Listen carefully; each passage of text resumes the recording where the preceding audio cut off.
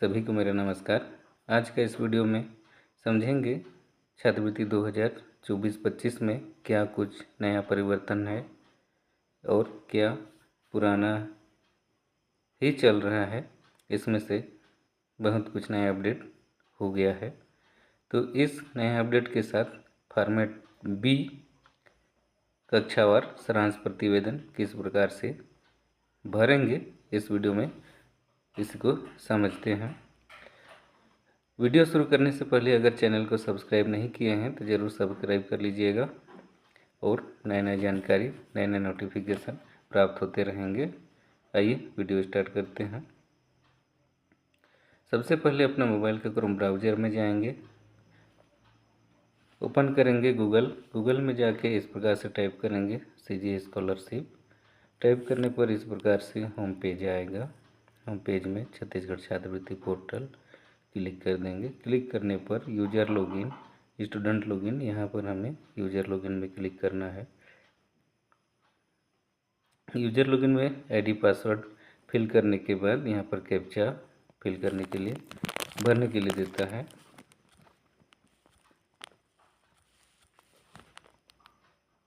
Captcha डालकर login पर click कर देंगे।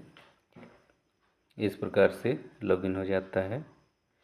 लॉगिन करने के बाद दाहिने साइड में 3 लकीर है, 3 लकीर को क्लिक करेंगे। क्लिक करने के बाद पंजीयन 2024-25 आता है, इसे क्लिक करेंगे।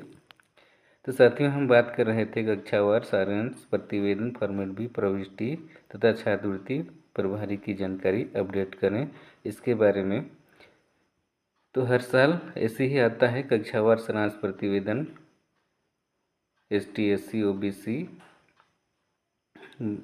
भरने के लिए। तो इस बार यहाँ पर परिवर्तन कर दिया गया है। तो ये नया परिवर्तन यहाँ पर है, पंजीकृत विद्यार्थियों का कक्षा परिवर्तन करें।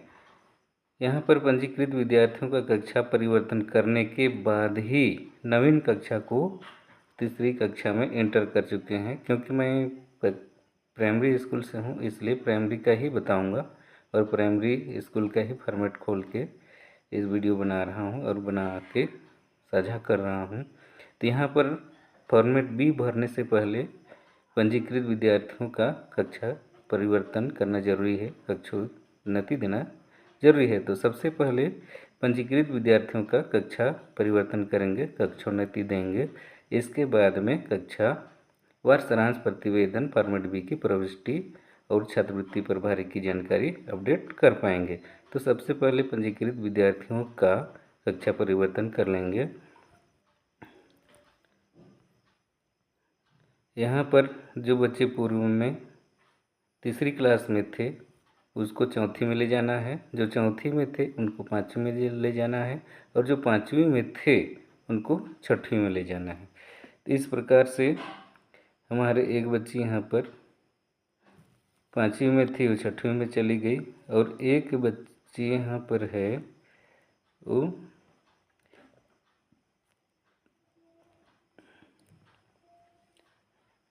चौथी में है, तो इसको पाँचवीं में भेजना है। इस प्रकार से इसको मैं पिछले साल चौथी में था तो इस साल पाँचवीं में सेलेक्ट करके यहाँ पर सबमिट कर दूँगा। इसमें पॉपअप में लिखता है क्या आप चयनित विद्यार्थी का कक्षा परिवर्तन करना चाहते हैं, ओके कर देंगे यहाँ पर। इस प्रकार से सभी कक्षाओं का विद्यार्थियों को कक्षोन्नति दिया जाएगा। यहाँ पर बच्ची है, ये पिछले साल तीसरी में थी, इन साल चौथी आ गई, तो मैं यहाँ चौथी क्लिक करूँगा इसको और सबमिट कर दूँगा। इस प्रकार से विद्यार्थी कक्षा परिवर्तन सफल हुआ। फिर अगला को भी तीसरी में थी, तो इसको मैं सेलेक्ट करके चौथी कर दूँगा। ये चौथी में चली गई। फिर अगला है, इसको भी मैं क्लास चेंज कर दूंगा, यहाँ से कक्षोन्नति दे दूंगा। चतुर्थ में चली गई, चौथी में इसका सबमिट कर दिए, चौथी में चली गई। इसी प्रकार से प्रत्येक विद्यार्थी का कक्षोन्नति देने के बाद फॉर्मेट बी सारांश प्रतिवेदन कक्षावार अपलोड कर सकते हैं।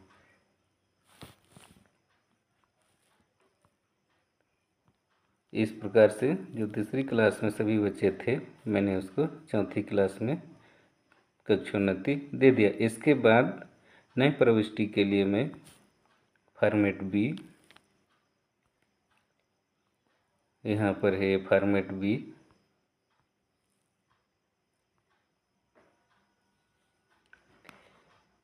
भर सकता हूँ। इस प्रकार से फॉर्मेट भी खुलेगा।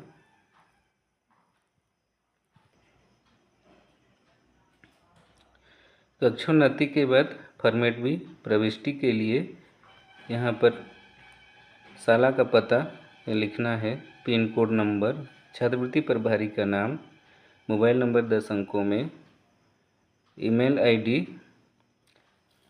इसके बाद आता है छात्रवृत्ति हेतु पात्र विद्यार्थियों के कक्षावार सारांश प्रतिवेदन फॉर्मेट बी प्रविष्ट करें। तो जिस कक्षा में बच्चे को प्रविष्ट करना है उस कक्षा को यहाँ कक्षा चुने या सेलेक्ट करना है। इस प्रकार से मैंने थर्ड क्लास का प्रोग्रेशन किया था, तो मैं थर्ड क्लास को नए एंट्री करूँगा, यानी कि जो पिछले साल दूसरी में थे वो बच्चे अभी तीसरी में आ गए हैं। तो छात्रवृत्ति के लिए तीसरी क्लास के बच्चों का नामांकन करना है, तो मैं यहाँ पर थर्ड क्लास सेलेक्ट कर लेता हूँ। थर्ड क्लास में सेलेक्ट करने के बाद caste category boys girl hostel non hosteller unclean occasion आता है। तो इसमें फिर जातिवार दिया है general, OBC, SC, ST, PVTG. PVTG मतलब क्या होता है, विशेष पिछड़ी जनजाति। तो हमारे पास तो एससी और एसटी हैं, तो हम एससी को पहले फिल कर देंगे। हमारे यहाँ तीसरी में एक बच्ची है, तो हम यहाँ पर 01 डाल देंगे। इसके बाद टैब बटन क्लिक करेंगे। टैब में आने के बाद यहाँ पूछता है boys girl hostel non hosteller, तो यहाँ पर हॉस्टल में नहीं रहते हैं बच्चे, तो इसको नॉन हॉस्टलर करेंगे। यहाँ पर 1 डाल देंगे।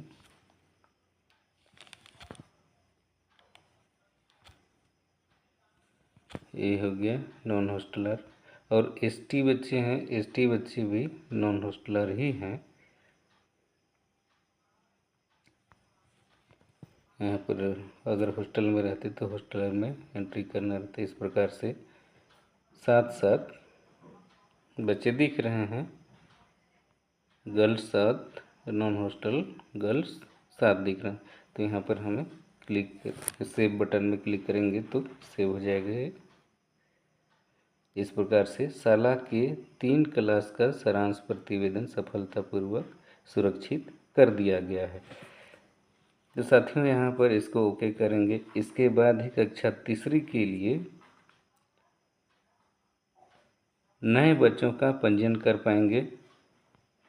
इसी प्रकार से कक्षा तीसरी, कक्षा चौथी, कक्षा पाँचवीं के लिए सभी बच्चों का कक्षावार सारांश प्रतिवेदन भरना है, कक्षावार जातिवार। इसके बाद ही नए बच्चों का पंजीयन कर पाएंगे। जैसे मिडिल में है तो 6वीं 7वीं 8वीं, और प्राइमरी में तो तीसरी 4वीं 5वीं तीनों क्लास का सारांश प्रतिवेदन भरने के बाद आप 2024-25 के लिए छात्रवृत्ति ऑनलाइन कर पाएंगे, अन्यथा नहीं कर पाएंगे। तो आज का वीडियो कैसा लगा, अगर जैसा भी लगा कमेंट करके ज़रूर बताइएगा। तब तक के लिए नमस्कार और मिलेंगे अगला वीडियो में।